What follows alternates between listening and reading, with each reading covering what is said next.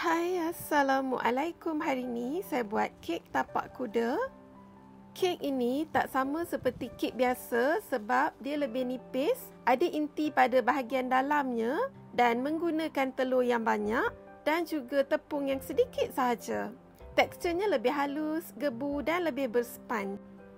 Langkah pertama, saya akan cairkan mentega. Saya gunakan kaedah double boiler, iaitu kuali jangan terkena air. Letakkan kuali pada periuk yang ada air mendidih dan masukkan mentega bergaram, iaitu salted butter. Saya gunakan setengah buku. Untuk mentega ni, kalau anda tak nak cairkan menggunakan kaedah double boiler pun boleh. Boleh terus direct di atas api, tapi pastikan guna api yang paling perlahan. Bila mentega cair, ketepikan dulu dan biarkan betul-betul sejuk.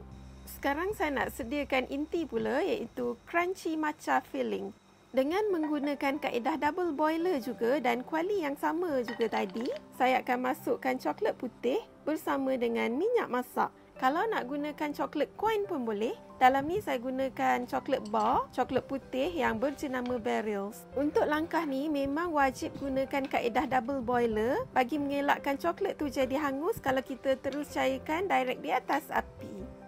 Seterusnya, ini pula adalah serbuk teh hijau, iaitu matcha powder ya.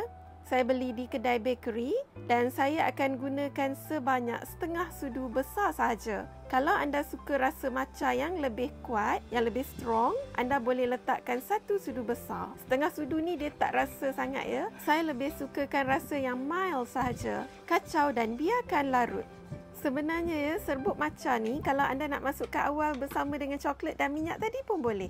Bila dah nampak larut begini, biarkan sejuk sepenuhnya sebelum digunakan.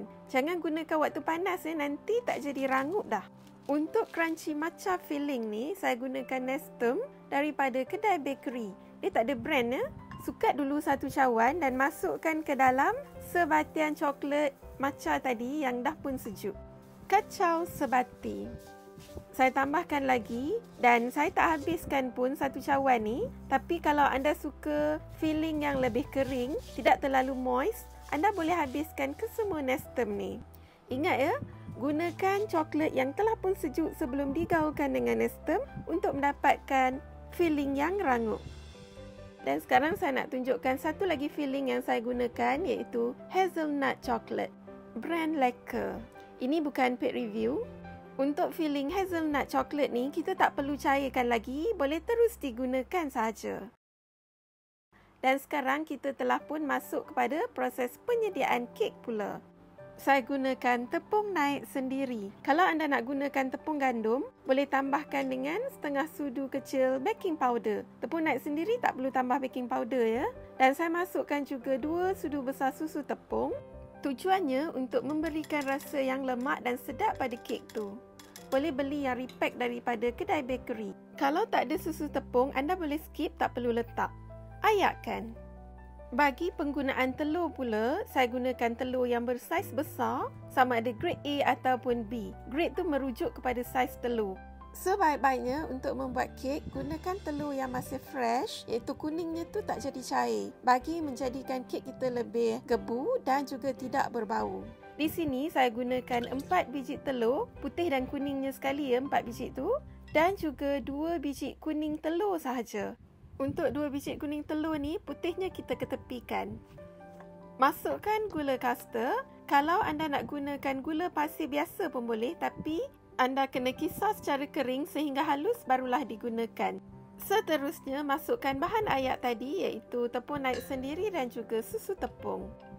Ini adalah bahan wajib yang tak boleh di-skip ya.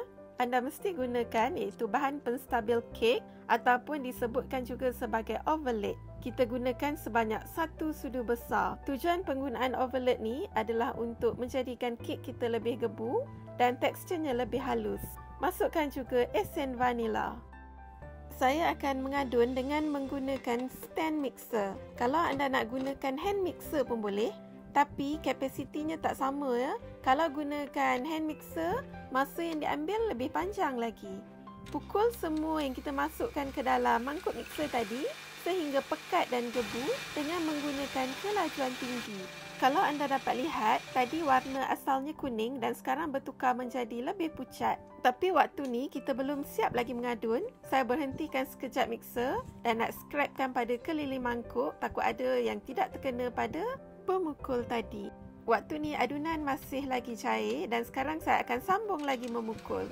Dan untuk peringkat ni, warnanya akan jadi semakin pucat dan adunan akan jadi semakin pekat.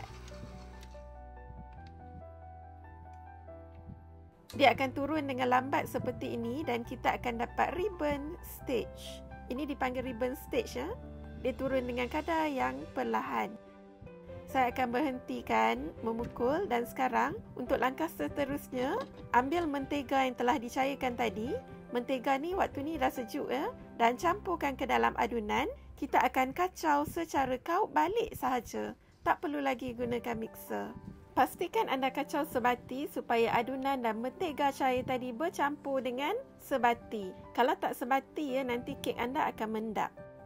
Saya akan ambil sedikit daripada adunan tadi. Saya timbang anggaran 140 hingga 150 gram. Kalau anda tak ada penimbang, anda agak-agak lah ya.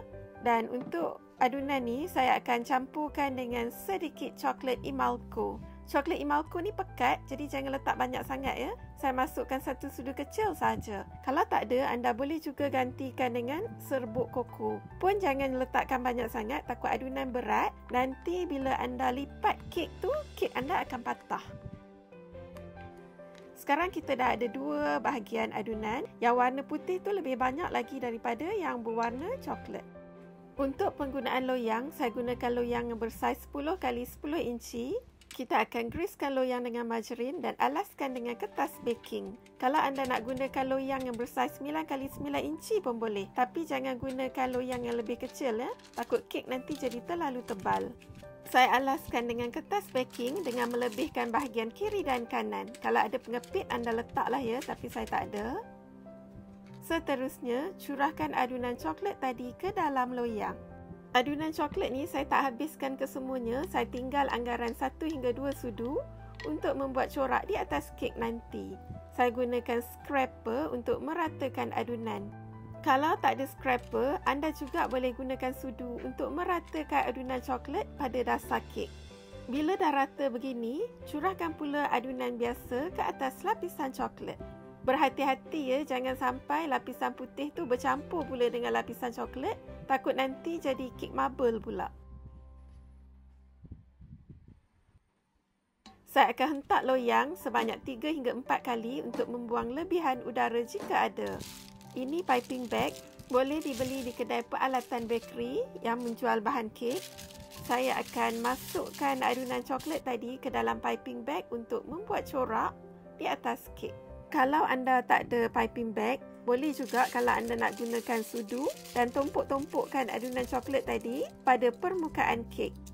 Pada bahagian hujung piping bag ni, kita akan gunting halus supaya kita dapat pipekan adunan coklat tadi di atas kek untuk membentuk corak.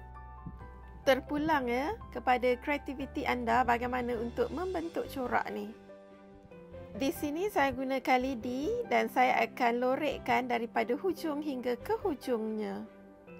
Buatlah sehingga habis.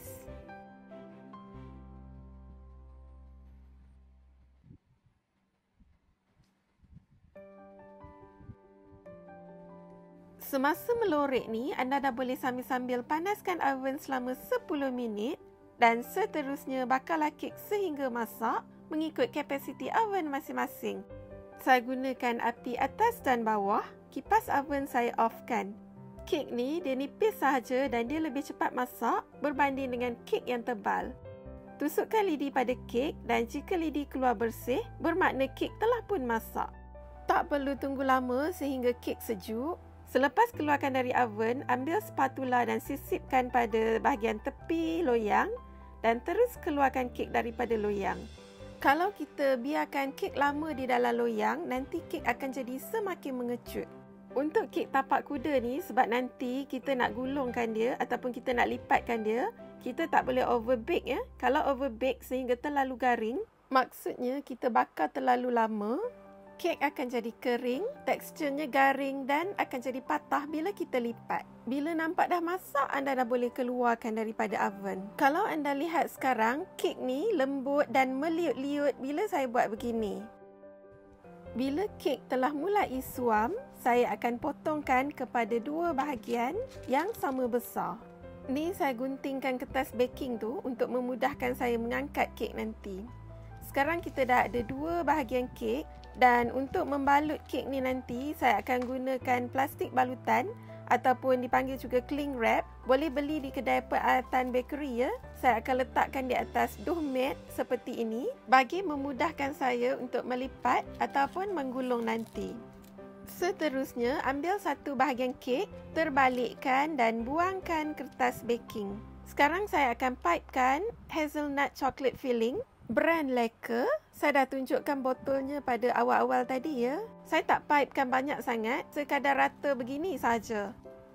Kemudian, lipatlah kek dan balut dengan plastik cling wrap dengan berhati-hati. Waktu saya gulung ni, kek ni masih dalam keadaan yang suam dan dia tak patah ya. Anda gulunglah dengan padat dan kemaskan pada bahagian kiri dan kanannya. Inilah hasil yang telah pun kita buat tadi. Dan fillingnya tidaklah terlalu banyak sangat sehingga melimpah. Kalau letak filling terlalu banyak, kek tu akan jadi terlalu manis pula nanti. Sekarang saya akan buat gulungan yang kedua pula. Sama step seperti tadi, saya gunakan plastik cling wrap. Dan sekarang kek ni telah pun berada dalam keadaan yang sejuk.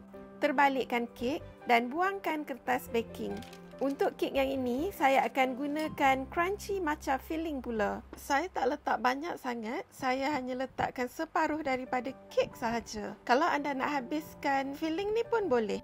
Saya letakkan filling ni tak banyak, jadi yang tak habis ni boleh disimpan pada suhu bilik, tahan 7 hingga 10 hari. Dan saya letakkan juga sedikit hazelnut chocolate filling. Dan sekarang buat gulungan yang kemas seperti tadi. Dan kemaskan pada bahagian kiri dan kanan. Sekarang kita lihat hasilnya. Walaupun kek telah berada dalam keadaan yang sejuk, kek ini tidak patah bila digulung. Jadi, kesimpulan yang saya dapat buat di sini, jangan overbake iaitu bakar terlebih masa bagi mengelakkan kek patah. Tak kisah kek digulung waktu panas ataupun waktu sejuk. Saya akan simpankan kek ni dalam peti sejuk bahagian chiller 1 hingga 2 jam sebelum dipotong bagi mendapatkan potongan yang lebih kemas dan filling coklatnya tidak meleleh sangat. Selepas 1 hingga 2 jam di dalam chiller, keluarkan kek dan buka balutan plastiknya. Kek telah pun sedia untuk dipotong. Beginilah hasil kek kita tadi. Saya tidak letakkan filling yang terlalu banyak dan kek ni bila berada di luar dari peti sejuk, fillingnya akan mulai cair sedikit.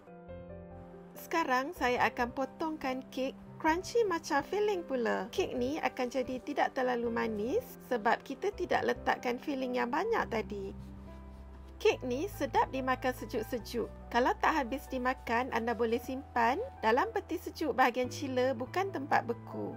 Tapi tak sempat pun nak simpan beberapa hari dah habis sebab menjadi kesukaan seisi keluarga.